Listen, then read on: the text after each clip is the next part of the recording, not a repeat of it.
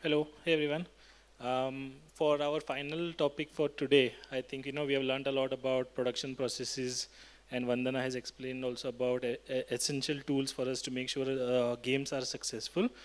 Now we try to put all of them together and figure out if you ever wanted to set up a company of your own, if you want to have a game studio of your own, what are the right ways to approach it? What all do you need to do to make sure that's a success? What are the challenges you will face? And I think the best way for us to do that is to have a conversation or listen to some experiences from a founder itself, right? But the main criteria is it also has to be a successful founder. And for that, we have Sheetal here today, who will take us through insights and practices that can help you in the future to ensure that your company is also a success. Please give a warm welcome to Sheetal. Thanks, Wayne. Hello. Thank you, Wayne. Thanks for the team. Welcome. I'm very glad to be in my hometown here in Hyderabad. I'm from Hyderabad, moved to Sydney probably 25 years ago, and this is perfect way to come back. Not that I needed a reason. Even if there is an IPL season, I usually come back and watch to come back to the cricket. I know we have a lot of CSK fans here, so good to see. But yeah, thanks Vandana for a fantastic presentation. I'm going to carry forward from there. First of all, good to see a lot of women in gaming, and I'm a big supporter of women in gaming myself. I think I'm the first founder in Australia being a female founder for a gaming studio. So I take myself more power to us. Yes, and I'm very glad to see there's a lot of people who are, very eager to start a gaming studio, and because it's a very male-dominated industry to be shown. Maybe not much in India, but as you can see in Western world, it's mostly a male-dominated industry. But very happy to be here in hometown, having biryani, we seeing very very familiar faces that we couldn't usually see it on LinkedIn. So happy to be here, and thanks for the opportunity, and thanks for all the support to the team. So today we are talking about building and managing a successful gaming studio, because I can see there's a lot of indie studios, indie developers who are looking to build a product or a game or so on. So here today in today's presentation, I'm just going to go through my journey of my past 4 years, what I have gone through, the challenges, my success story, what I've learned, some insights of how I run the team, some myths that people think that you need, and people, take assumptions. So I think, we'll go through some slides. So bear with me, it's a long presentation, but this is my story.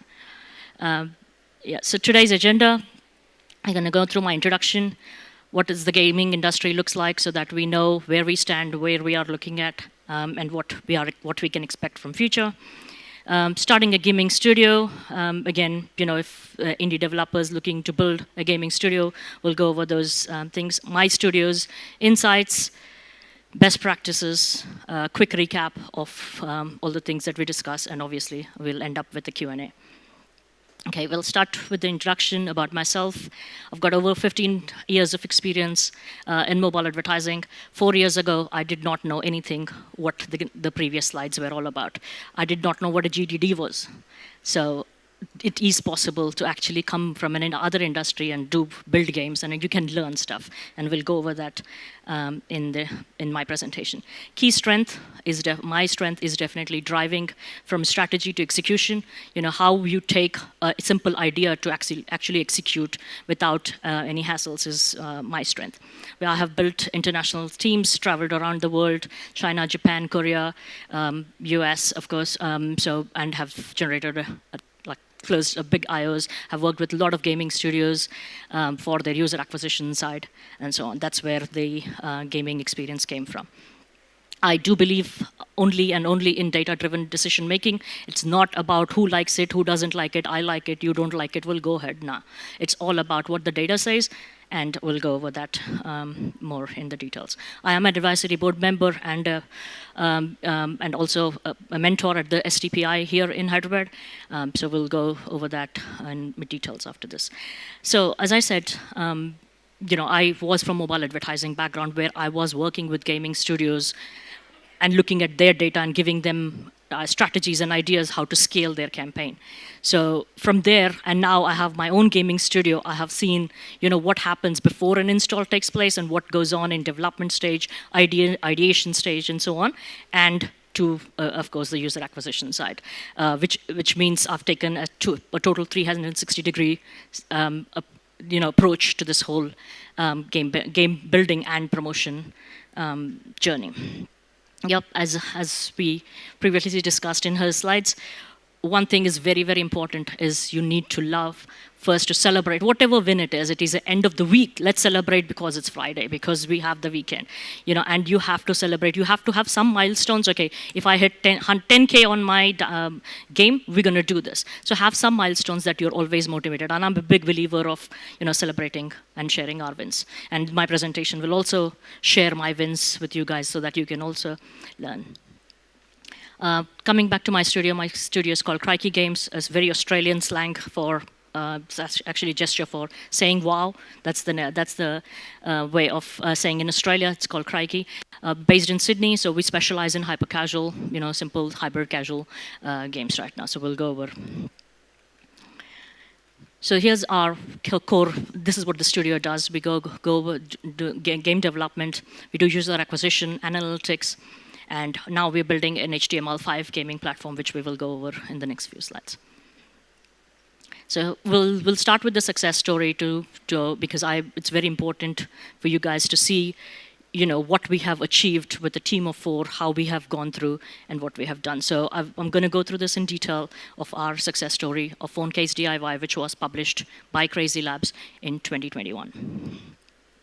So right now, the game has 300 million downloads. That is an unbelievable milestone in this kind of an environment where, hyper casual, when the hyper casual games were trending.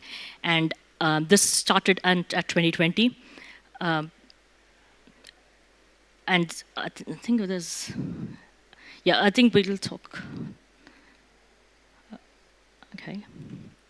Yeah, and I'll go back to this the Crazy Labs story. An HTML gaming platform this is the new thing that we're building right now, which basically is nothing but a platform where you have hundreds of games in one platform where a user can download. They don't have to go through the App Store and so on. It's a platform where web platform where you can actually monetize through ads.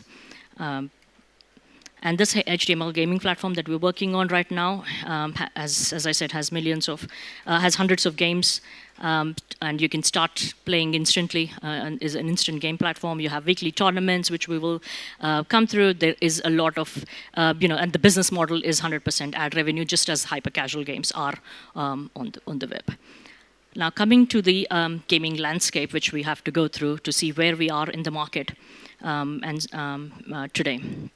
So you can see that this is where the gaming whole landscape falls in terms of console, PC, and mobile.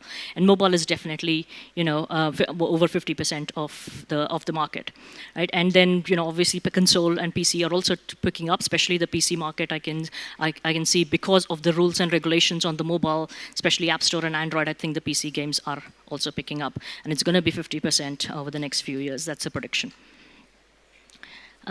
This is the region-wise data of mobile games, and obviously you can see US and China are probably the most with over the 50% of the market share. So if you're looking at forming a gaming studio today, these are the 2 markets that you want to look at in terms of their experience. Which studios are working? Why are they working? What works in that market? What are their case studies that you can look at? And I think those 2 markets will give you a lot of insights to look at. But if you can target those 2 markets, you've covered like 50% of the world. Now, these are the growth projections for the next 5 years. And you can see, obviously, on COVID, we were at peak 2020 and 2021. And then we obviously took a dip because everybody was back at work. But you can see, guys, the future is bright here. Now, coming to my gaming studio, right? Checklist. So here's something that people, obviously need to work on more is the gaming idea. What is the idea of the game? What are you looking at? Which audience are you targeting? And so on. The second thing is obviously the team, target audience. Who are you targeting and why are you looking at, and which tracking software are you using? What is your tech stack look like? And so on. Now, coming to the team itself. This, I guess, is very important to look at. This is how most of the teams look at. They look at different things from a different perspective, because one is a designer, one is a developer, one is a product manager. Product manager, I need this process, this process, this process. Developer, this is easy to code, I'll do this. Or this is very difficult, I want a pretty challenged environment. So people look at different things. And so that there needs to be one person who can make them everybody look, they have to look at the same thing. For that, you need proper communication with them, saying this is what you need to look at, and this is what you need in terms of your you're looking at in terms of game development, right? As I said, first thing is the game idea itself, and we'll go over my game as well. But here's clear plan of what the game idea is. There should be no confusion in the team of what the game what the game idea is.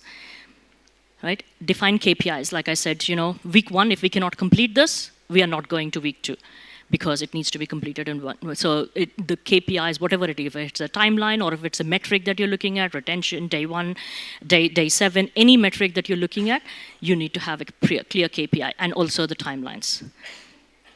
Team collaboration, very, very important again. As I said, all the team members have to look at the project at the same eye level. And whatever it takes, daily meetings, presentations, weekly meetings, whatever it takes, but everybody needs to look at the same. And connecting to the end audience, I guess, is super important, because you have already defined in the first idea of what you're looking at. What are you planning to do? And then the last point, connecting to the audience, actually needs to go with the point 1, because you've already defined your audience. Monetization strategy. All good and fine that you've got a game, very good, nice, you've got a game, but how are you going to make money out of it, right? You do not start that at the end of it. You actually plan before the game even starts, before the game development starts. Are you planning, where are you planning the ads? How are you planning? Because ads is where the revenue comes from. If it's IAP or ads, but you need to decide where are the ads. What is that incentive that you're giving to the user so that they're going to watch the rewarded ad. So this needs to be planned before, so that the coder needs to know that how to code the game. Audience. Very important again, to define your audience, identifying your target market, whether it's US, whether it's Australia, any country that you're looking at. Retention of the user. How are you going to retain the users? How are you making sure that the user comes back and play the games? Whether it's push notifications, whether it's any incentive or daily rewards that you're giving. All these needs to be planned in the GDD. Data-driven decisions. I'm a big fan of data-driven decisions. I have many failed prototypes myself, where I thought it's a brilliant idea, didn't work. Day 1, I had to kill the game. So data is what needs to decide, and please, I would recommend again to invest in data analytics platforms.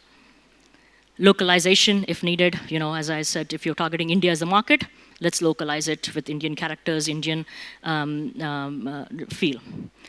Obviously, testing new audiences is also one of a few things that we as a studio do.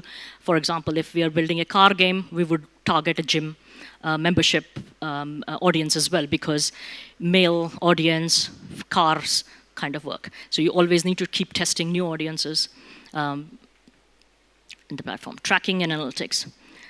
In-app events, definitely we need to look at what events we're looking at. So we at Crikey Studios, we use analytics platforms extensively, both for marketing automation and analytics itself. We look at events, retention, ROI reporting, which, because we're an indie studio, we want to make sure that we invest the money where the campaign is working. So it's a very, very important thing to look at, that you would rather don't rely on Excels. You have platforms which will automatically give you all the information that is needed. Ad revenue reporting, very important again. Now coming to the studio itself, and I'm just going to go through the game development process of PhoneCase DIY here as a case study. So the ideation process of PhoneCase DIY. Here are some of the Figma. I think I think it was Figma back then. Here are some of the concepts that we had initially. And I'll tell you a fun fact about PhoneCase DIY ideation, and I'm the reason behind that. So this was, a casual Friday evening. My girls were going out. for a dinner with outside, and they just said, "Oh, I forgot to match my phone case with my outfit," and I was like, "How important is that?" I mean, you are saying that you forgot about it. Like, I know you match your handbag, you match your heels, you match your dress, or, your earrings or whatnot. But phone case, that's the first time I've heard. And I think that sparked something to me. And this was 2020. And, I'm like, okay, so it is actually very important that people match their phone case. And, and they like to decorate their phone cases. And, and then I started doing my research on YouTube. And, TikTok was a big trend back then. And I did more research, and people actually love their phone cases. They change their phone cases based on their color of outfit, based on their moods, and so on. So that's the idea behind the phone case DIY. These are the things that we looked at when I was doing my research on this. Simulation category was trending. And this game was inspired by tie-dye, which is a huge game from Crazy Labs again. We needed a wow factor, which is, again, very important. And as you can imagine, my target audience was female, young audience who are very into fashion. And, teenagers, and anywhere between 13 to 25 was our target audience. And this was the most important point for me, because there were so many games around, around beauty and so on. What would be my differentiation point? Content progression, obviously, how are you going to progress? Which publisher? Again, indie studios, looking at publishers, do your research. I'm happy to share my experiences with all the publishers that I have worked with, but this is very, very important. You need to go with the publisher that specializes in the category of the game that you're looking at. They need to have proven experience. We went with Crazy Labs because they have experience on tie-dye with the similar audience that we looked at. And we would not, I could not complain that it was, we did our research as well. We did shop around, but we found that they have proven experience in the same category that we had the plan for as well. So this is the original concept that we showed to Crazy Labs. This is just a concept video that we did before we started the prototyping.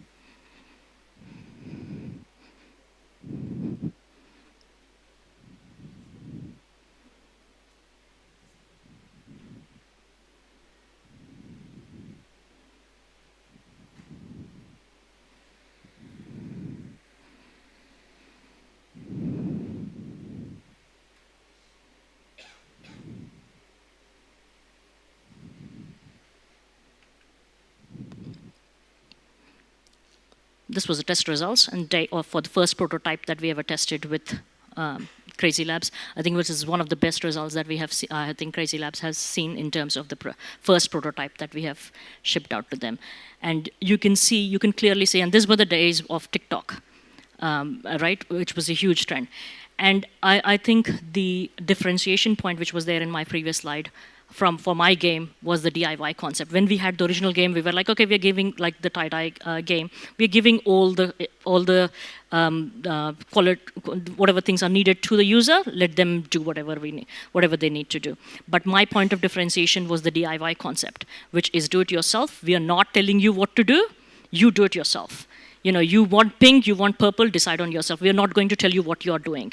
I think tie-dye was, they had a t-shirt, you have to replicate that. But in my concept, which was the first DIY ever released in terms of the gaming, I know there are like millions of DIY games right now, but mine was the first in terms of the DIY. And I think that was the differentiation point, that you're giving the user the control of creativity. It's because somebody likes purple, somebody likes pink. Who cares? Let them do it themselves. Don't tell them what to do. So we just gave them all the tools, all the emojis, all the graphic elements. Let them figure it out what they want to do. And let me tell you, some of the things that we came back with was really, really amazing. I'll go over the results as well. This is how we started, and this is where we ended with this. This was the first prototype. That was the polished one and the live one. The one you see on the right. See how polished the live version is, and how the prototype was done. And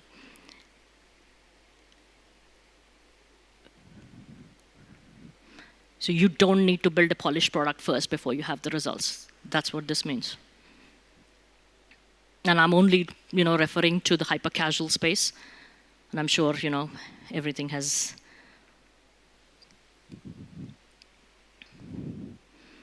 Now, some of the insights. I can tell the game that I've just talked about, we had 4 people back then. And this was peak COVID period. Everybody, if the whole world was in a lockdown, and we were the only 4 people, I guess. We were still working. I was telling them, please don't go outside because we don't want a COVID situation here. So everybody was coding right through, and it was completely remote. I had a team. I had to shut down because of the COVID. Everybody was working remote, first time ever. And this is the first time, we were experiences this whole, work from home, do not go out kind of an environment.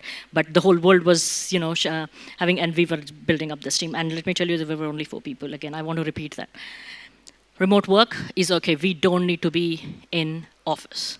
As long as you have the right team, right people, right passion, right processes in place, you don't need. I still run the same team right now. I do not have an office in India.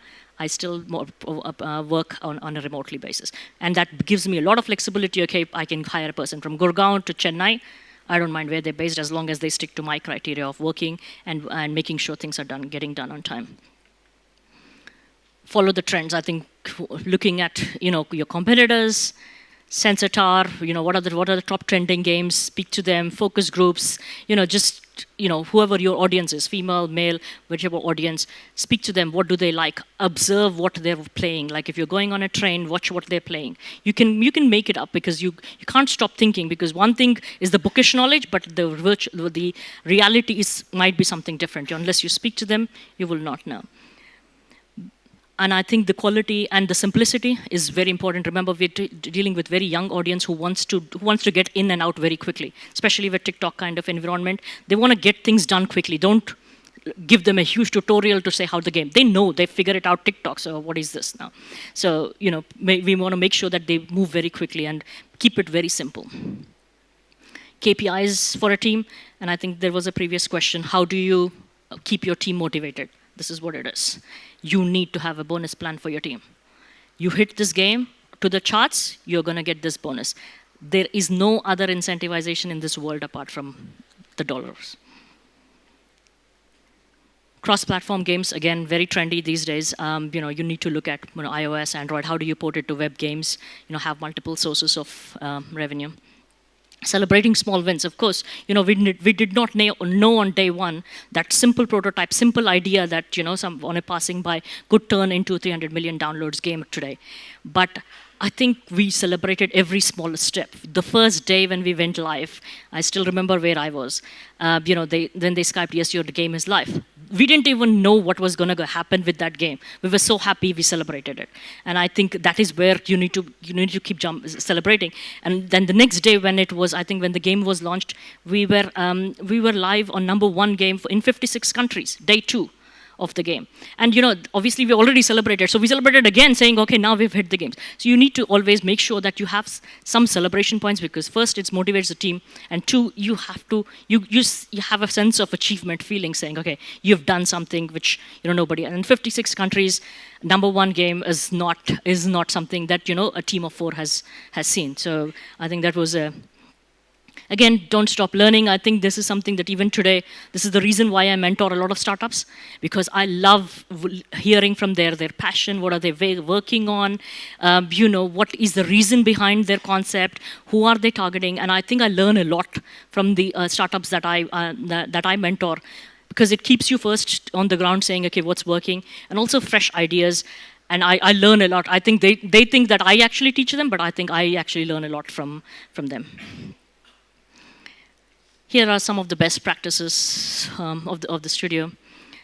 As I said, clear goal, clear idea of what we are doing, which game are we doing, who is our target market, and everybody needs to be aligned for that. Timeline, again, the timeline is very, very important. I know people keep pushing the timelines. I have this story. There is no excuse for changing the timelines. Everybody agrees on the timeline first, and they have to stick to it. Doesn't matter what it is.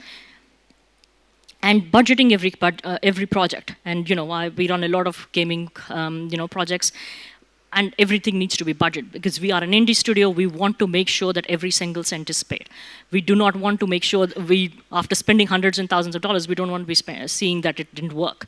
So we want to make sure every project has a budget and they have to stick to that budget. And this budget includes the team salaries, whatever incentives you are planning to give them, because if the project is successful, you are actually have to give them any development software that you have to buy. All these things have to be included in the budget. And if anybody needs, I have a template for this.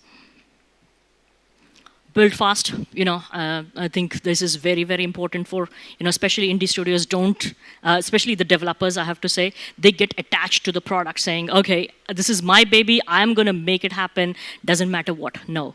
If it doesn't work, please kill the project. I have killed myself. I know it's very hurtful because you've spent like a month on it, maybe 2 weeks on research, you actually think it works, but maybe not. But if the data is saying something else, you have to kill the project.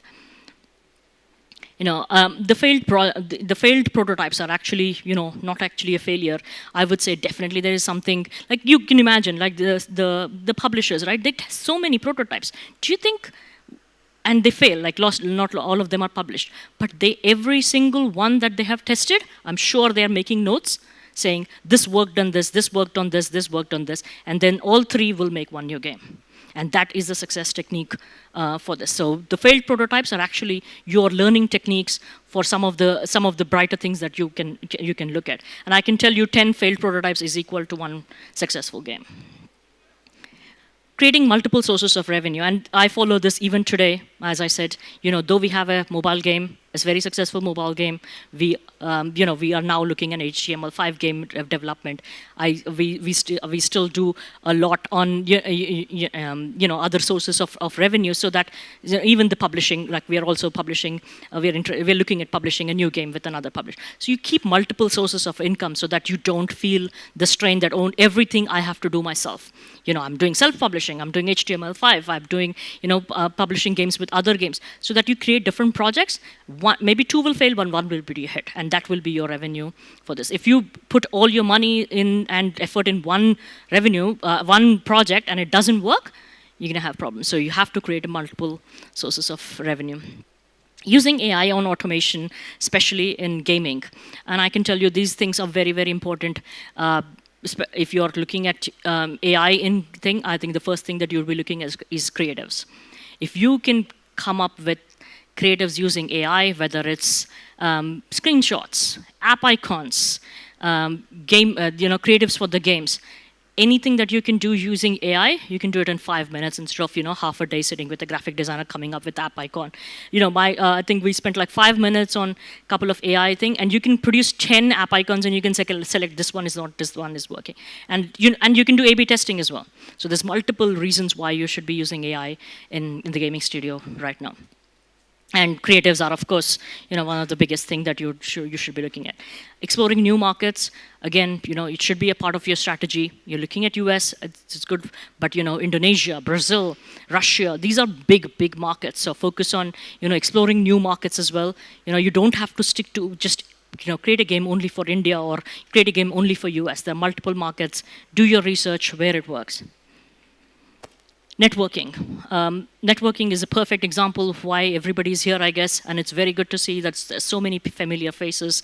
This is very good, opportunity for each one of us to talk through what is working, what doesn't work. You guys sitting and listening to sessions, going through, just experiences of people. Somebody might have, a great experience on game development, or somebody might have a great experience on using AI technologies. I'm sure there's multiple sessions going on, and speaking to similar mentality who understand gaming industry. It's very rare, so I think we need to take opportunity of these kind of networking events.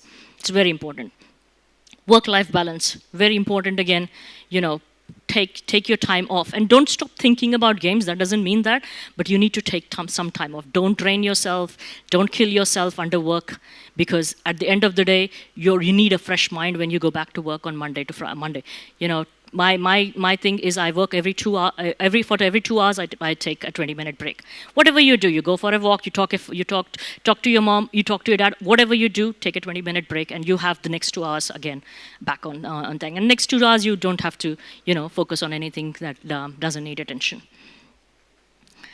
quick recap. Again, these are the things that, we need to, I just want to make sure that we need to look at.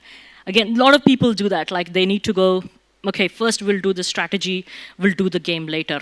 And I think it is very important to, we need to see that we need to have a team. We need to make sure we have the strategy first and we can start the development later. If you develop a game first and think about, okay, this might change, that might change, no, it's not going to work. You need to have the whole strategy. Like when we did the phone case DIY, we had like probably 10, 15 pages in the GDD saying, this is how the level progression will work if the prototype passes. Because you need to be ready.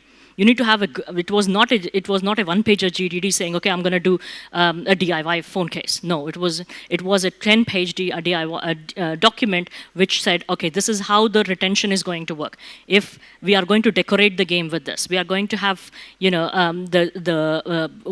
the glitter is done, we can do painting, we can do this. So we had like 10, 15 options. Maybe we're not going to do that everything in the game, but it needs to be there in a GDD as a strategy document.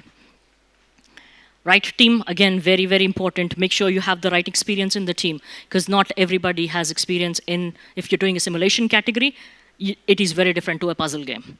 If a person who specializes in simulation category will understand what I'm talking about, you need to have a feel to it. You need to have the right haptics. You need to have the right ASMR feeling to it. Sorry, I didn't know all these terms 4 years ago.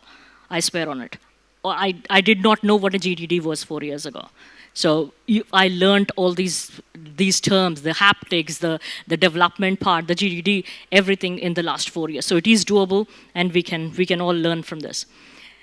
Performance via tools, this is again very, very important.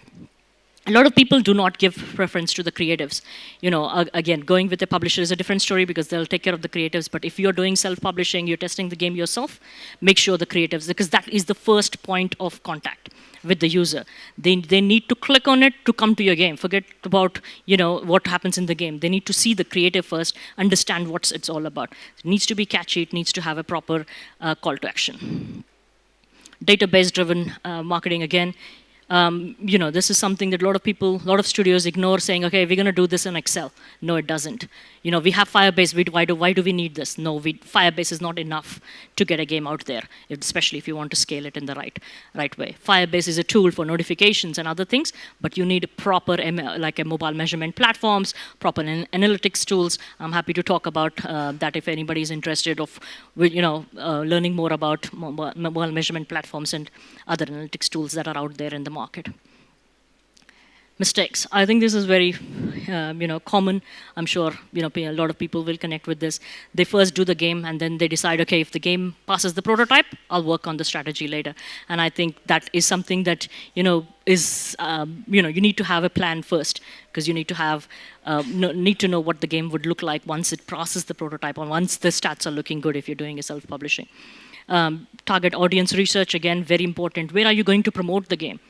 Sometimes the TikTok audience is very different to a YouTube audience, or if you're doing influencer marketing, that audience is very different to any other kind of marketing. So you need to look at where you're going to market. For us, when the phone case, we actually targeted female audience, TikTok, Facebook, Instagram. These were the three. So you can see that even from the marketing perspective, we were very clear of where this game is going to be promoted. Again, we don't need a big team, guys. You can actually do with one designer, one good game developer, and one person. So a team of 3 is more than enough to start a gaming studio. Yeah, you would rather invest in analytics and data tools to actually get that data and actually make sure these are actually right as well, because Excel and you can get a lot of things wrong by exporting and getting your formulas wrong, but analytics tools, very, very important. Yeah, again, failure to adapt and evolve. I think people get stuck in their failed prototypes saying, no, I'm going to make this happen. I'm going to do my 5th test with them. No, it has failed 4 times. It has no chance, basically. That's what it means. And I think people need to make sure that they adapt and they accept that it is a failure. It didn't work. Maybe it was not the right time. Maybe you delayed the process of game development by 4 weeks and the people have moved on from that idea. And just because one game works doesn't mean all the games will work as well. So yeah, that was my journey over the last 4 years, 4.5 years now. And again, lot of learnings, lot of things that I had learned. Obviously, you've only looked at the success stories, but let me tell you, there were a lot of failures, a lot of late nights, a lot of frustrations on certain days. And, again, you need to give yourself a timeline saying, okay, I'm starting an indie studio today. I'm going to give myself. When I started, it was the same thing. One, there's no female founders in the gaming studio in Australia. I was the first. Two, I had no idea about game development. I was on the other side of the business, which was once the game is live on the store. So I've never looked at it. Three, oh my God, there is Candy Crush. Who is playing? Who's going to play your games? Right? They did 300 million times. So you do not lose your hope. If you're confident, and I had one rule. I said, I'm going to give this 12 months. And I think that's what the timeline is very important. If I don't succeed in the 12 months and if I don't regain my money that I've spent to get in 12 months back, this is done. I'm going to go back to my full-time job. That's what and I think those goals that you set for yourself will backtrack you and help you with saying, okay, these are your mini steps that you have to take. Okay, you have 3 months more to prove yourself. Because you're now proving to yourself because you've set a goal for you saying this is what you're going to achieve in 12 years. And you have that fear as well. Okay, if this doesn't succeed, I'm going to go back to my full-time job. I don't want to take that 1.5-hour drive again back to my full-time job. So you want to make sure that you have that constant, goals for yourself as well, saying, I don't want to do this. I actually like this because this is my passion. And it just gives you some internal, energy for yourself and the passion. And of course, I love, playing games. And, I've always been in the gaming industry. I understand the mechanics and the advertising part as well. And as I said, one is game development, two is the monetization strategy. The money comes from ads, and I don't think people spend a lot of time on how important that is. Because if you don't make money from the game, doesn't matter how good your game is, it's not going to be profitable. And then at the end of the day, it's actually the money that matters. So you want to make sure the monetization strategies, what tools are you using, which platforms are you using to scale the game, which platforms are you using for analyzing the data and everything is going to be super important. And that is my session. And yeah, thank you, everybody. And I'm sure somebody has any questions. Hi, Saurav here. A small question. You said analyze the game, right? Yes. Can you just elaborate on that? So as a beginner, as you said that you started from literally a basic idea and you gave yourself a challenge, right? Yes. Now, for a person who is not involved in that part, for me, I love playing games. If you can ask, I can give you ideas and we can arrange a team to make the game coming soon. But then again, the point which you said that you need to know the analytics of the game, right? Can you just elaborate on that? Like, what is the data you look for? Okay, good. Look, the first thing that you look at is after the creatives are sorted. I think the time that they have spent in the game, and I think that's it's called playtime in this space. But the playtime, how many minutes are the users playing, right? And that is going to be your first decision point. Are they playing, like if you say, for example, if you have 20 minutes of content, are they playing 15 minutes, which means you have a solid game, right? If they're playing 1-2 minutes and getting out, which means maybe not, or maybe you're not targeting the right audience.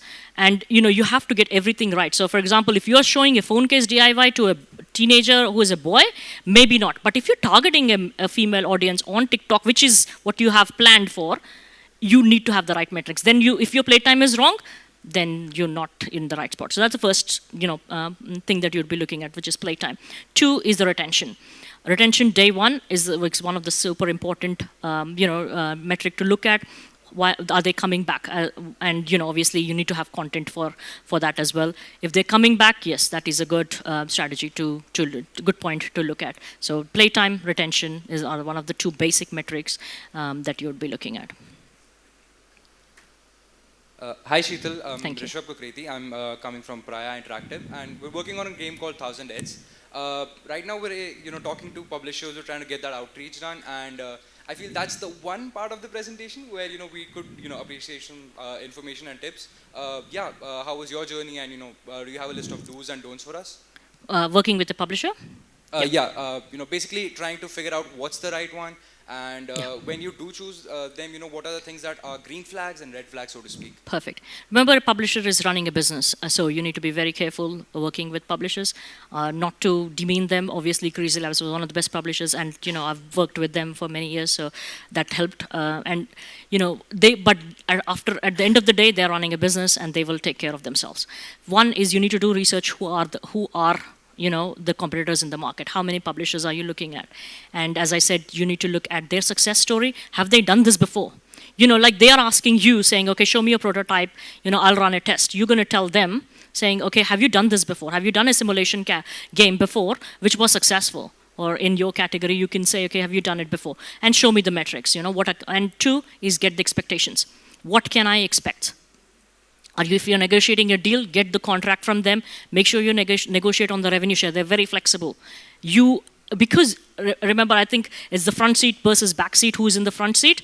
I think developer is in the front seat. That's my theory. Because without the game, they don't have anything. It's just that you need to push them and ask them the right questions, saying, okay, I'm going to go shop around if you don't give me this rev share that I'm looking at, and and revenue. And when you're looking, and sometimes it's just not revenue share. It's upfront payment because I have a team to run. Right? I need money today. I don't need after 12 months or when the game is successful. So you need to make sure you have the right, and you balance the risk as well. Because what happens if the game doesn't work, like the way they think it is, right? So you may give me upfront payment of this much. I'll go and invest that. I'm not using it for any other purpose. I'll go and build the game for you. And in the best possible way, because now I have the funds. I'll hire like another 3 developers to make sure the game. So it kind of, give and take. But personally, I think the developers are in the driver's seat in the publishing space. And yeah, there's a lot of, we can take this offline as well if you are interested to learn more about publishers and, how to negotiate the contracts with them, because I have done a lot of those things, and I've seen a lot of red flags with them. So I'll take that offline with you. Thank you. Hi, ma'am. Hi, ma'am. So, big fan of PhoneCase Dever. I used to work with Crazy Labs, so in their acceleration program. So, whenever we are working on the simulation games, PhoneCase Dever is our inspiration. Thank you. The customizable elements of the game and all. So, what I would like to ask is that the hyper casual industry came in the picture from since 2020 to 2021 like that. So due to COVID, the industry has seen a lot of surge in terms of audience and in terms of games. So that made that industry kind of oversaturated. Correct. So now that hyper casual industry transformed into hybrid casual industry. So right now in 2024, will it be effective if we work on this industry? No. If yes, what are the components we need to focus on other than the CPI? Yep. Good question. One is, if I test the same games, if I had the same concept today, no, these will not be the metrics. So as you said, it was a time, I was at the right time with the right idea, and it was implemented in the right, executed in the right way possible. Today, you will not get that CPI. 15 cents is impossible today in today's market. You will not get that retention of 44%. People have moved on from hyper casual games. So obviously this was back then. People had time, and I was at the right time during COVID and so on. But you have to evolve, and I think, as I said, you have to understand what people need today in this fast-paced environment.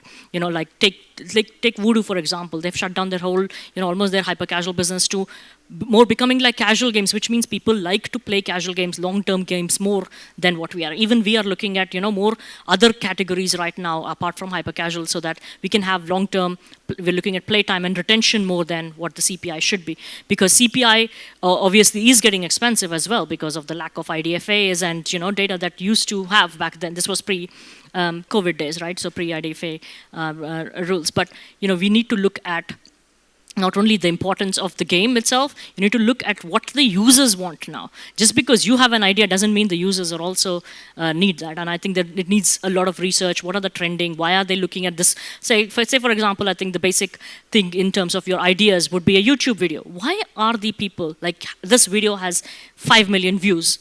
There has to be a reason. They like something in this. right? And whatever it is, right? It could be the colors, it could be the feeling of it could be the, how funny it is, it could be anything. And I think every video that goes viral or it goes, it has a trick to it. It has something attached to it. That's why people watch it or share it or so on. Or funny sometimes, And I think that's what you need to look at. And I think YouTube is the first place to look at, to get some ideas.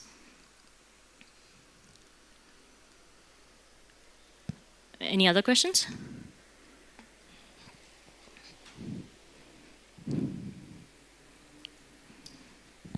Hello. Hi. This is more of a production question. Yeah. So, for example, you have a game that you already developed for like a couple of months, and you are at the deadline. Connect. Okay, now we have to release the game. But yeah, it turns out that supposedly you don't feel like there's enough content in the game, right? And now you have some KPI targets. For example, you have some retention metrics to hit. So, what would be your approach in general to increase some of the KPIs of the game without putting much dev effort into it, development into it? Look, if the KPIs are looking good in the initial tests that you have done, and if it has the right metrics that you're looking at, like the retention and the play time, like if you have 20 minutes in your prototype and people are playing 15 minutes, which means you have to put in your effort now. Because I don't think there's a way going back to saying, okay, I'm not going to spend time, because the data is saying this game has legs.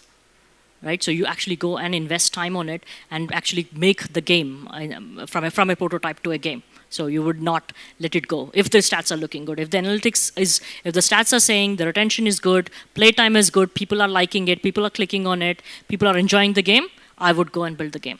Okay. For example, if a game plays for like 30 minutes, the estimated gameplay is like average 30 minutes, and our players are playing for like 20 or 25 minutes. Yeah, that's correct. A good metric? That is a good one, yes. Okay. Yeah, because they are, and have a look at the retention as well, which means they think that there is more content in the game that they've missed, or they're coming back to see, but there's no content. Those the playtime and retention are the first metrics that you would look at, and if those are very close to 80% of what your expectation is, I think you should go and build the game. Sure. Thank you. Yeah. One last question, ma'am. So you have told many times that data-driven decision making is the best. So I'm assuming there are a lot of data available websites, that is like game analytics, science source marketing, and data.ai. So in these data analytical tools, can we know what is the best tool and to go with? All right. Obviously, every studio has its own budgets. Every studio has its own things to look at, and then you obviously have to look at the different MMPs, because there are some which are very cheap, some are which are very free in the market, and obviously what free means. They are actually taking the user data and using it for whatever purpose that they need. So you need to look at different things, and you're based on your budgets. Like AppsFlyer, Adjust, Tenjin, Singular. The list goes on in terms of the MMPs that are available out there. Pick the ones that suits your pocket, because obviously you don't want to go with the higher one and then burn money, because every install now is charged as well on this MMP for attribution. So you want to make sure, and that's why I think the budgeting, when I said, is very important, because you need to budget the MMP costs as well, and that cost has to come back as an ROI for the game. So you want to make sure that you pick the right one. There's many options, I guess, but definitely not Firebase. Thank you, ma'am. Okay, if there are any more questions, we'll take them offline, as we are almost done with our time. But I think this has been a very well-rounded session. Thank for you, us. thank you, Wayne. I think, folks, it's a lot of